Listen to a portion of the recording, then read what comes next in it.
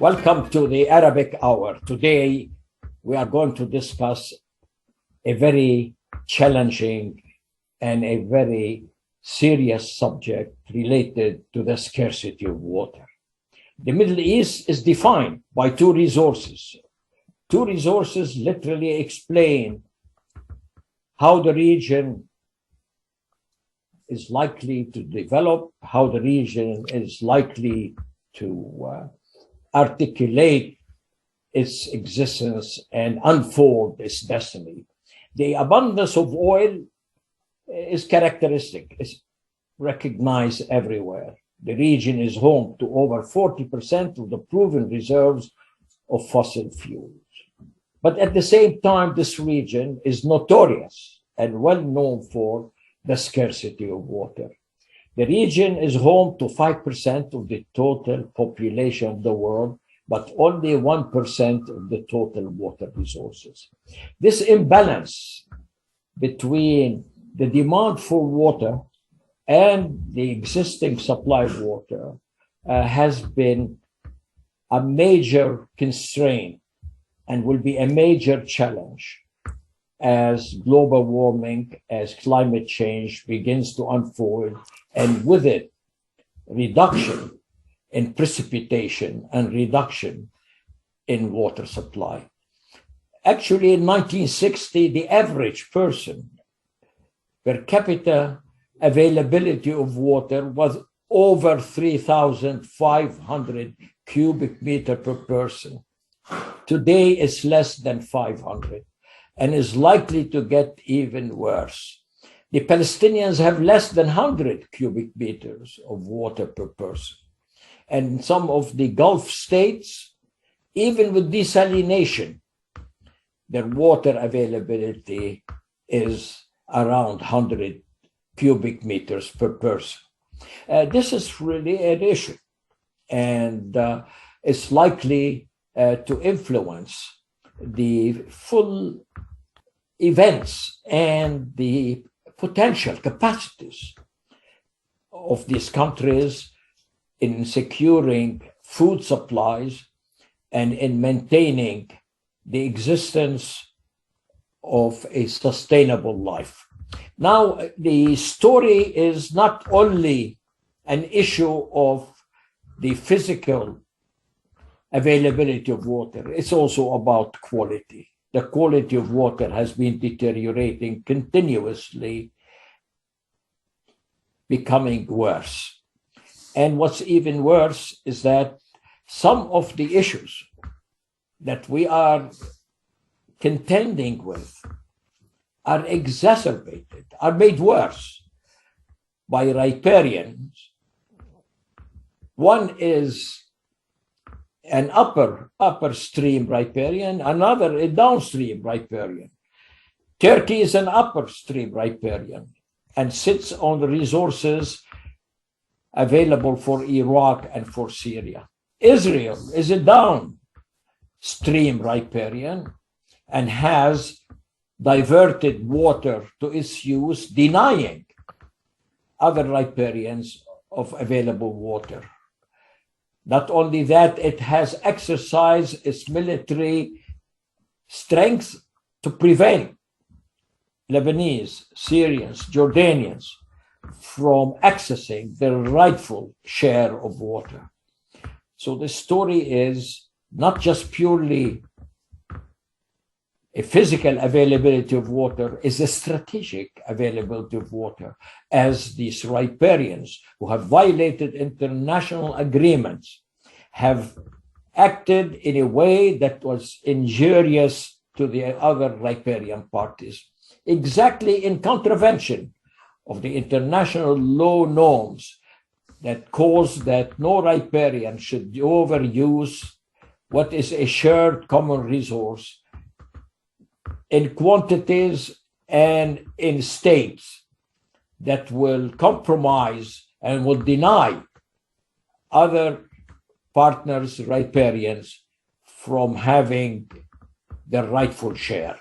So with this, I would like to really ask my colleague and friend, Mr. Raji Saad, to give us a synopsis of what he thinks are the real issues in the Euphrates and Tigris basin, and how these are influencing the life, if not the existence, the very existence of the Iraqis, Syrians, as they try to contend with lower supplies of water and deteriorated quality of water. Raji, what would you consider to be the most defining issue that the Iraqis and Syrians face in terms of accessing the rightful share of water in the Tigris and in the Euphrates? Yes, first I would like to thank the Arabic Hour for inviting me. The main problem, if we go back to Iraq, when beginning of the century, the borders that were drawn for Iraq in the actually the 20th century, when they draw the borders, the Mesopotamian society, if you look at the Mesopotamian society as a whole, where the Tigris and river basin, they did not look at it as one society. Basically, the British and the French, to a certain extent, and Turkey, it was distribution of power. After the Ottoman Empire was weakened, the Ataturk managed to get his, you can say, the Turkish nation together, and he fought few wars. So he was ready in 1923 to negotiate from a relatively strong position. So in Lausanne in 1923, there was a Lausanne Summit where Turkey managed to draw its border south of its, within the society of Mesopotamian society, I would say. So it managed to they draw the border south of the Taurus mountains, which you can call it the natural border between Turkey and Syria and Iraq. And they draw the border way south. So they managed to take 59,000 square kilometer of the area south of Taurus. And this gave them the most important thing. This gave them the control over the resources, of the two main rivers that shaped this area for long time, Tigris and Euphrates. So basically, Turkey now, within this border, the same thing happened with Iran. Instead of also drawing the border on the Taurus mountain, they draw it on the slopes of the mountains, which gave Iran some control over the rivers that originate from the slopes. So there's a small portion of the river that starts in Iran, and most of the river flow in Iraq. But this small portion gave Iran power to divert the river or build any dams they want. Raji, is it possible to give us some percentages, like how much does Turkey control of the water available to Iraq and Syria? And yes, how much Iran? Yeah, that's a good question, because now when you listen to the news, you see they're focusing on, let's say, Iran taking the water from Iraq. You hear more about Iran than you hear about Turkey. But if you look at the numbers, the water that flow from the water of Tigris and Euphrates, the origin of this water. So you have 72% that comes from Turkey. You have around 8 to 10% that come from Iran, and very small amount come from Syria, around 2%. They were only the Khabur River, which tributary to the Euphrates, and 19% come from inside Iraq, and mainly from the Kurdistan area, which is very important. We'll see later on, but mainly 72% comes from Turkey and 10% from Iran. From Iran. Now, how important is this in terms of the total water available, say, to Syria, and how much does Turkey represent of the water available to Iraq? Is there a way we can separate the shares of these countries? Yeah, Turkey, of course, controlling the resources of the two rivers, they utilized it. They tried to use it for their own benefit. So they started with a small plan at the beginning. They said, okay, we can build some dams here, but then they got some consultation from their friends. Of course, the US and Israel say, why don't you build a huge, this is you can make a big network of dams here, and you can irrigate and generate a lot of power. So at the end, they decided to have a big plan called South Anatolia project, or a GAP in Turkish. So it's known worldwide as GAP. Okay. And the project includes building 22 dams and 19 power plants, irrigating around 1.7 hectares, or like 17,000 kilometers, generating 7,500 megawatt. So they end up utilizing around 60 to 65%. This requires 60 to 65% of the Euphrates and around 45-50% of the Tigris water. So looking at this as an average, you have for normal times, I would call it, when there's no drought, they are using around 55% of the total water. This leaves Syria. Syria mainly utilize the Euphrates water. They have 3 dams. So they use around let's say 8% to 10%. And Iraq use between Tigris and Euphrates, they use maybe 35%. Now, how has this situation influenced the capacity of Iraq to maintain its agricultural output and production of food?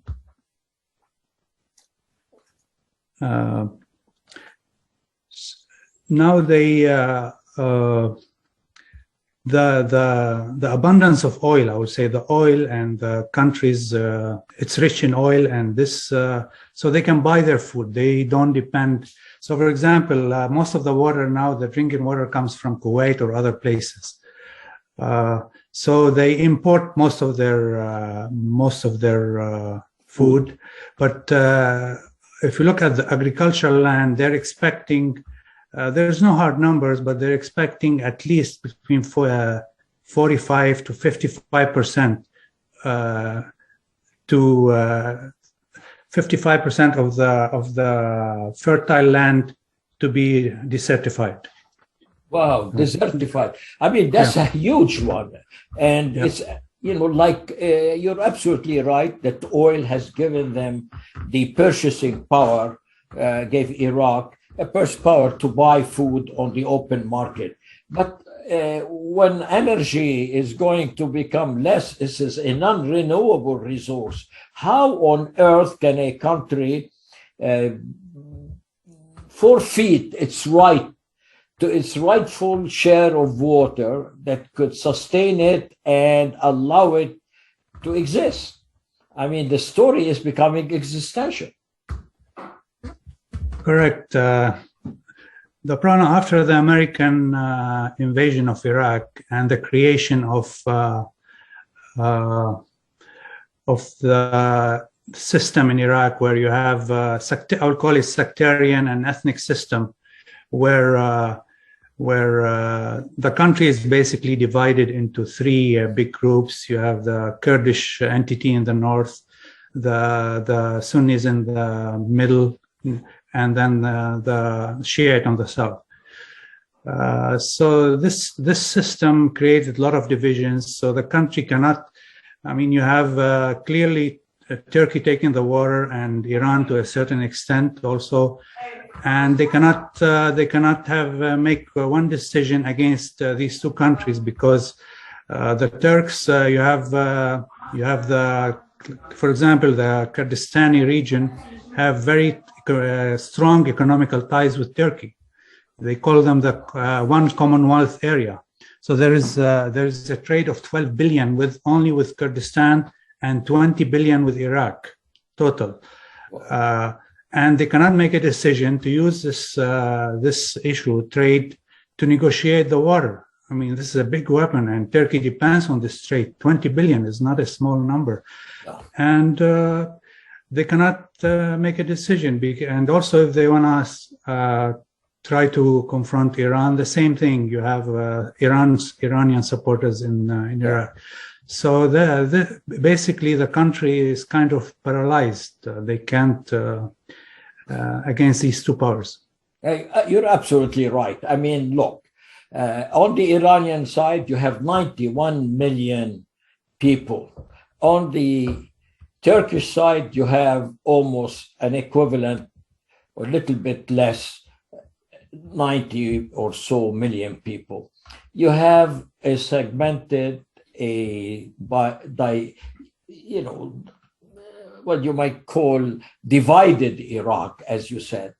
There is no way under this asymmetry of power for Iraq to have any leverage, any bargaining position that can thwart, can curtail, can constrain the Turks and others from accessing a larger share of this water and denying the rightful share of the downstream riparian. It seems, and I've argued, and I've seen that you've argued before, that in the absence of the Fertile Crescent getting together where we could coalesce all their powers, there is this asymmetry of power that would remain the defining mechanism, the defining structure that will allow Turkey to exploit and to command a higher share than its rightful share that would come from a riparian arrangement. I mean, look, at one time, Menderes, who was the prime minister of Turkey, said, the Arabs don't share their water. Why should Turkey? The Arabs don't share their oil. Why should Turkey share its water?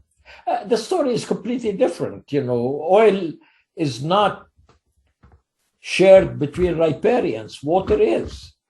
And to a great extent, the Turks are acting in a very dangerous way. Many people have likened the rivers to call them rivers of fire, that there is definitely in the making. And once climate change would make water less available, are we talking about a situation that could become incendiary, becomes explosive? How could Iraq and Syria ever get the rightful share to survive? Sure. Yeah, it's becoming with global warming and globalization in general, it's becoming very, very critical that the Fertile Crescent act somehow as one entity. I mean, especially Syria and Iraq. If you look at Syria and Iraq, you have around 50 million people. You have a big power on the north, around, as you said, 90 million, and also another power on the east, united. And still, these two countries have the same problems. They have the same river passing through their borders. Turkey is cutting it as it on its own anytime it feels so. And these two countries are kind of paralyzed. They cannot even. There is more diplomatic relations between Iraq and any other country than there is between Syria and Iraq.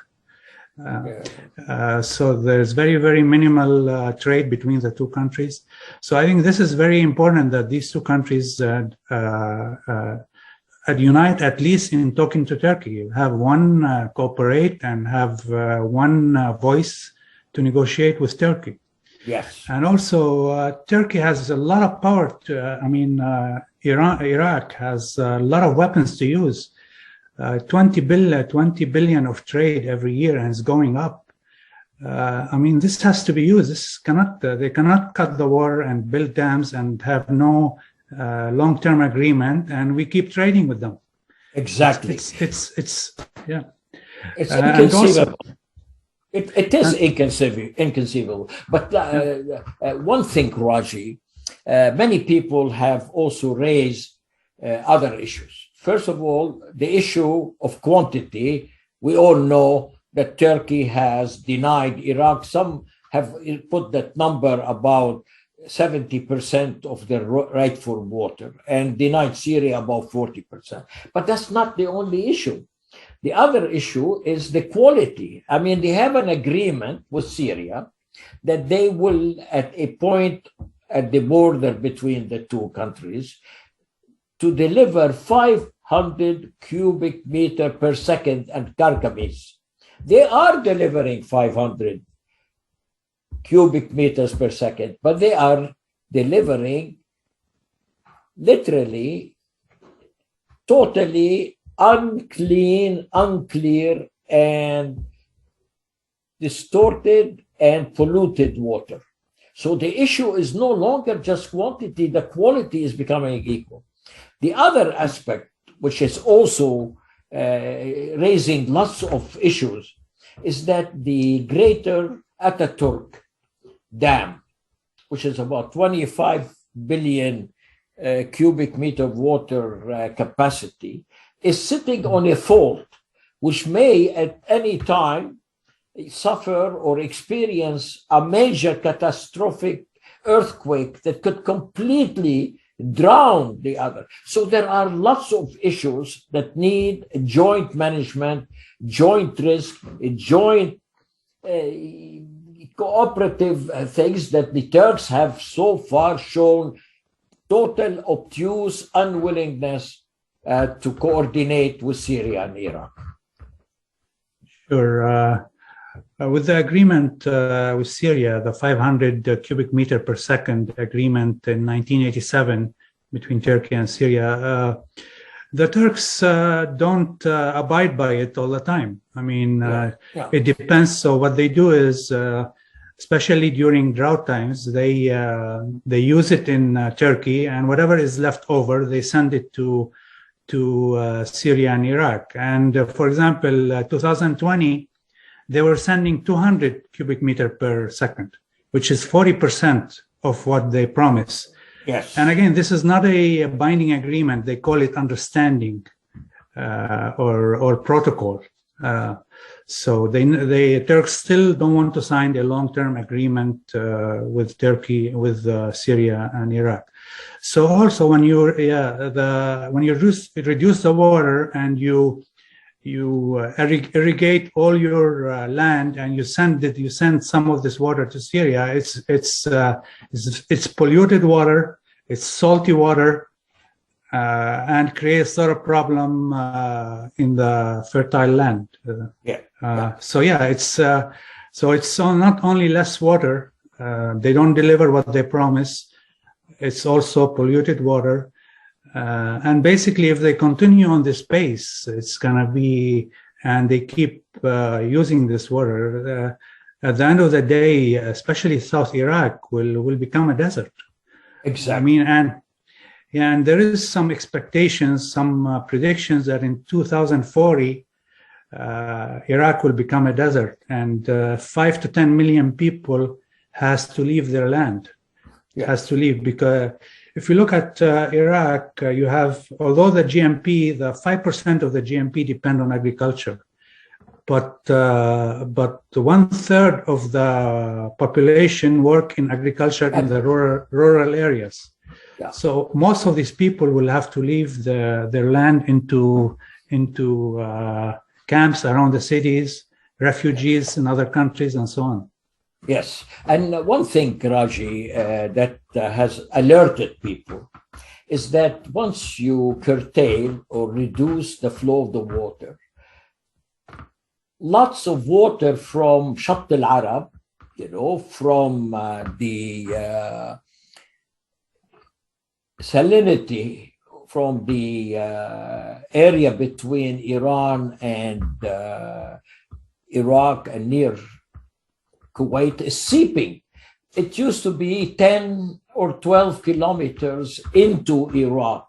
Now they say it's coming all the way to Qurna, which is 150 kilometers down, which means the intrusion of saline water from the Gulf is absolutely compromising the quality of the people, of the water available to Iraq. And what's even worse, and that's what you are alluding to, Raji, is that salinity in the past, all the way up to the 1980s, was about 1,000 ppm per particle per million.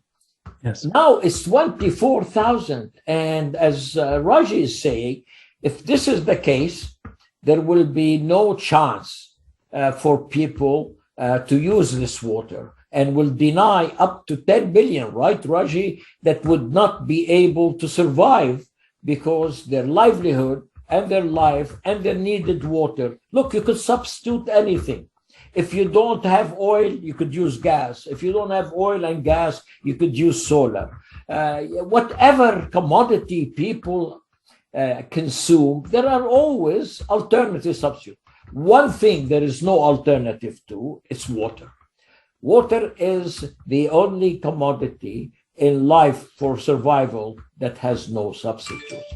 And that's why many are concerned that the actions of Turkey and some of the actions of Iran are literally threatening the very existence of people in the Mesopotamia, in the basin between the Tigris and Euphrates. My guest today, Mr. Raji Saad, and he has given us a very insightful analysis of how dire the situation and what the challenges are. But there is one element that we probably need to emphasize.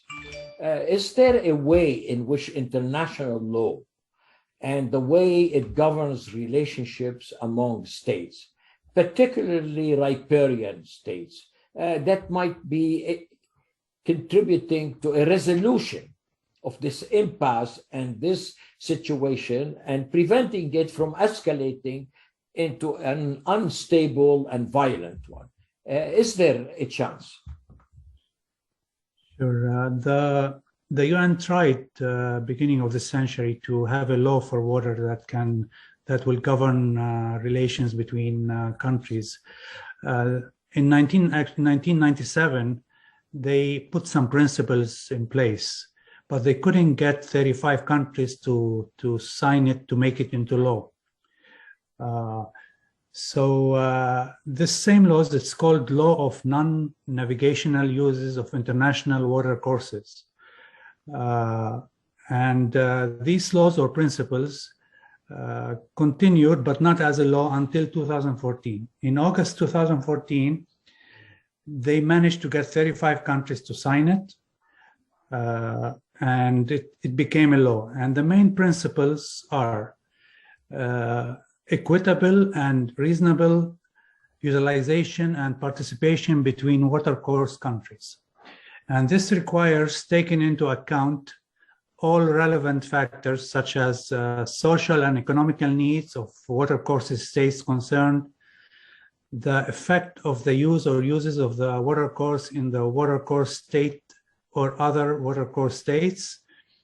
Also, watercourse states concerned shall, when the need arises, enter into consultations in the spirit of cooperation.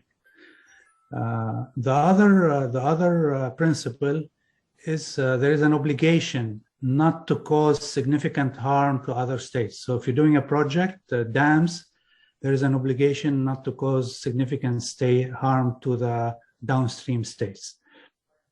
So watercourse states shall, in utilizing an international watercourse in their territories, take all appropriate measures to prevent the causing of significant harm to the other watercourse state. So this is an international law, and by the way, Turkey refused to sign it because they're completely violating it. And as we discussed, they consider the Tigris and Euphrates not international transboundary rivers, but basically Turkish national rivers that happen to cross the border. Yeah. This is unprecedented, unprecedented definition, I'll call it. And in violation of international law, because it defines riparian as anything that's shared. Sure. And also they declares water is for Turkey and oil is for the Arabs. This is by Turkit Ozal. And actually, in reality, water is for Turkey, but oil is for the Arabs and Turkey, because all the oil from North Iraq goes, it used to go through from Kirkuk to Banyas in Syria before, in the last century. But this line was cut, and all the oil now goes through Turkey to the Mediterranean. So they're benefiting from the northern oil of Iraq. And from the troubles in Syria, let's be frank about. Oh, sure. In Syria, when they reduced the water, they cut the Euphrates water. All the people on the Euphrates banks had to leave their homes and went to big cities in Syria. So they lived in camps, and those people were used by the militant groups for all the troubles that Syria had in 2011. This happened in 2008 when they left their homes. So it was one of the factors that ignited the war in Syria. Exactly. I mean, the situation is very clear.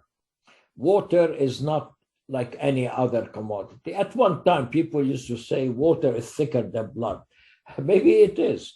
But the question is, we can bring more reasonable, more rational, more effective ways of dealing with it. We don't have to allow these rivers to inflame relationships, but it takes some reasonableness, some neighborly behavior. The good neighbor, the good riparian policies that the Turks have not exercised and have not hitherto been willing to advance and adhere to and implement. Look, the story is not much different. If we just maybe make a bit transition, then what's happening on the Jordan Basin? The trouble with the people in the region, they are victims of blatant, brutal exercise of military imbalances. The Israelis that have superior military than most of the countries around them have exercised with impunity their military superiority to deny the Arabs, and particularly Syria and Jordan, to make their own dams. At one time, the Syrians said, in response to 1964 diversion of the Jordan River, Israel diverted the river and made it run into the new water carrier, the national water carrier, denying Jordan from its rightful share. And it has been exploiting and literally commandeering water that was accumulating in Lebanon or in Syria to its own use and to prevent the Jordanians and Palestinians from accessing this water. I mean, look, if you look at the asymmetry here, it's blatant. The Palestinians have less than 100 cubic meter per person. The Israelis on average about 400. The settlers, who are in contravention of international law as occupiers, have access to over 600 cubic meters of water. On average, quite often they have over 1,000. When the Israeli settlers, illegal occupiers, are willing and well flourishing in Olympic pools, the Palestinians are unable to irrigate their land to create their own food.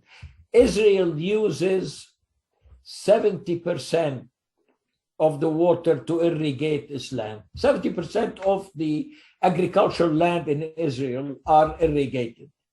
It's less than 20% for the Palestinians and the neighboring countries. This asymmetry is incredibly troubling. Look, and what's even worse, it's manifested in so many irrational ways. Irrational enough so that the Water Commissioner in Israel itself said that this is a very unacceptable situation. If you look at food production and agricultural production in the Israeli economy, it doesn't represent more than 2%. But you look at it, if you look at what they produce, or they produce watermelons, cotton, fruits. Fruits are 90% water.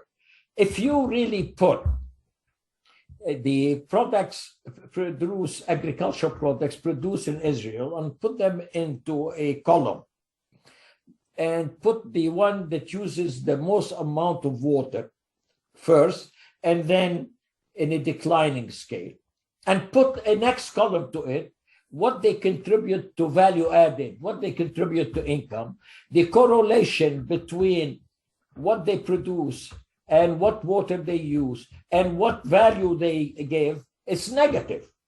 The correlation is negative. This is the epitome of an irrational way of use, especially when you also square it against the fact that this is a water that's stolen from people who need it, who survive on it, and who are denied access to it. So this story is extremely troubling, and it's very much similar to the picture that Raji was telling us about how the Turks are treating the rightful share of the Iraqis and the Syrians. And the story here gets even worse in the sense that Israel went and destroyed, its air force destroyed the dam, what's called the Unity Dam, Sadd al-Wahda. They completely obliterated it and denied the Syrians the chance to use their own water. They had, look, the tributaries to the Jordan River, Hasbani in Lebanon, Wazani in Lebanon, Banyas in Syria, Yarmouk in Syria and Jordan. All the tributaries are originating in countries that have no control over it and are prevented from using it and have been subjected to military action by Israel, destroying whatever measures they have taken. Now, the story is extremely troubling. The region is now basically denied the very essence of its existence. Look, water is a life issue. And the story is you cannot, especially as we are in a very arid environment. I mean, the region is totally arid. By the way, the World Bank classifies countries according to their water poverty and have identified 20 countries that they call and consider to be water poor. And poverty is less than 1,000 cubic meter per person. 15 of the 20 countries are in the Middle East. And notoriously, the most water poor countries are in the region and where they should have really far greater access. The Palestinians, if they were able to use their water rightfully and are not occupied, are not prevented, are not thwarted by military action to do so, they could have 400 cubic meter per person. They have less than 100 now. And then the 100 they have is quite often is of poor quality. Some area like a very water poor area, like Gaza, they can't get their water because the runoff of water that used to come from Hebron, Al-Khalil, is intercepted by the Israelis. Are not allowed to go to the area that is the worst water poor country in the world, where there are about 2 million people who literally have to drink saline water. Renal failure in the region is enormous, incredible, totally unacceptable proportions, totally unpermissible. Many people, the UN has declared Gaza, just in a report 2 years that was produced by the Palestinian section in the United Nations Conference on Trade and Development, UNCTAD, as a place that's no longer livable, that people are living there temporarily, that their life, their very existence is being threatened. Now, the story is, can we do something about this? I mean, what would you suggest, like in the case of Turkey, Iraq, and Syria? What would make things more equitable, more just, more feasible, more peaceful than the incendiary situation we are experiencing today? If I make comparison between Turkey and Israel, one is an upstream country where the rivers originate from, and the other country seems to be a downstream country where all the rivers flow to. But both of them have control over the water, which is the only common thing between these two countries and the countries around them is they are strong, and the other countries are divided and weak. The obvious thing that has to be done, these countries need to cooperate between themselves. They cannot, in this new world order, I'll call it, they cannot survive with each country depending on few tourists that come from the West or somewhere else and revive their economy. These countries have to cooperate. Syria, with respect to Turkey, it's vital that Syria and Iraq negotiate as one entity with Turkey. They make. It's not like we have a meeting next month. We have a common. We have one Syrian or some Syrian members and Iraqi members and go meet with the Turks. They have to plan, they have to coordinate efforts. Also, the UN, there is a law that was passed in 2014 that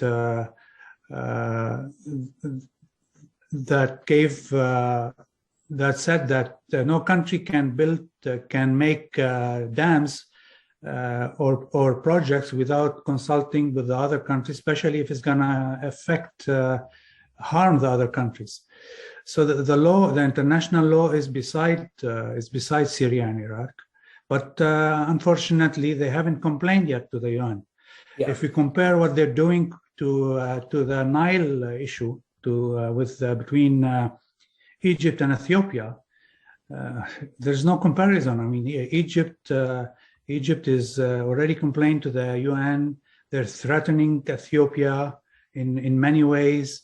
And negotiating with Ethiopia, while if you go to the Euphrates and Tigris basin, nothing of this is happening. And we're complimenting, we're thanking the Turks for for what they're doing by increasing the trade year after year. Something has to be done, and has to be done very quickly. But in a nutshell, and I agree with you totally, Raji, that as long as the parties on the Arab side are divided, are unable to coordinate, are not using their strategic advantages, like as you said, the huge trade, they should put it on the table. If you don't really give us water, we won't buy your products. I mean, there is something that has to be. You know that Turkey has not signed the Riparian Convention, the UN Riparian Convention. Turkey today is in infraction position, is in contravention of international law in terms of what riparians are supposed to behave. Riparians are not allowed to use shared resources to their own advantage that would deny and would reduce the capacity of other neighboring riparian partners to access. So there is something here, and you mentioned Egypt is taking Ethiopia to the UN. Where are the Syrians and the Iraqis in terms of dealing or taking the villains here, the Israelis and the Turks to the UN, to the International Court, to things. Look, you and I know very well, because we both believe in one of our great philosophers and leaders, Anton Saadi, who said that the international law is nothing but ink on paper as long as there is no power, there is no capacity to change this right by an equivalent or proportionate might that will import. I mean, we are living almost in a jungle. And if we continue to allow the international law to be suspended, not to be implemented, not to be adhered to, the story is definitely does not augur for any stable, peaceful relationship. As long as we are going to face, and we are continuously facing, exacerbating situation by global warming and climate change, this region is literally sitting on a powder keg, and it's not the oil, it's the water. It's going to be the defining, most critical resource for survival. You mentioned before the earthquakes, the area southern Turkey, where all these dams are built. Like behind the Ataturk Dam, there is 48 billion cubic meter of water that is stored behind the bank. And also the new dam on Tigris, Eliso, you have 10.4 billion cubic meter of water behind it. So a lot of experts are warning that this may cause an earthquake. So we hope not, but if it happens, hopefully some divine intervention happen and get the Turks to their senses, so we can have a long-term agreement where all this Mesopotamian society or Tigris River Basin, everybody get their fair share of water. And avert a catastrophe. Yeah. For which the Turks will be definitely blamed. Because Yes. they have been forewarned by experts, forewarned by Iraqis, forewarned by the Syrians, forewarned by the United Nations, forewarned by people who looked at the international law implications of their intransigent behavior. And we have an Arabic saying, which is fantastic, وَأَعْذَرَ مَنْ أَنذَرَ. He who forewarns is excused. We did. Let's make it clear. We are forewarning these parties to come to their senses and to make sure that we can share waters equitably, effectively, efficiently, and for the best of all, not for one group at the expense of others. I think go ahead, Darsh. I hope Iraq can do something on this, because if it continues in the next 15 years, I would say this will be the catastrophe of the century, similar to the catastrophe of 1948. So if you look at the impact of what's happening here and the number of people affected and the refugees that this could result of, we are looking at a huge catastrophe that is in the making. Yeah. So hope in the next 15 years we could save the leaders of these countries could get together and save what can be saved and take a stand for their people. Yeah, we already have experienced and have gotten a taste of what's likely to come. In Syria, 1 million farmers had to be transferred, have to leave their land because of salinity and lack of water. And this precipitated and continues to inflame the political troubles. God forbid what is likely to happen in the region if we continue on this path that is nothing but explosive and will bring disasters and catastrophes to the people. There is a chance, there is still maybe a little time left, but the sooner we act, the faster we act, the more appropriately we act, the more we can constrain these riparians from exercising their military superiority to impose an intolerable and unstable, unsustainable behavior, the better it is, not only for the Iraqis or the Syrians or the Egyptians or the Ethiopians, but for the world. I think at this stage, I'd like to thank our distinguished guest, Mr. Raji Saad, and his very valuable comments and analysis. And hopefully we will end in a much better or even more optimistic note than we have to today, given the circumstances. Thank you for watching the Arabic Hour. Thank you, the producers of Arabic Hour. Thank you for giving us the opportunity to share with you a warning, so to speak, of what might become a very unstable situation. Thank you. Thank you, Dr. Atif. Hey, thank you, Raji.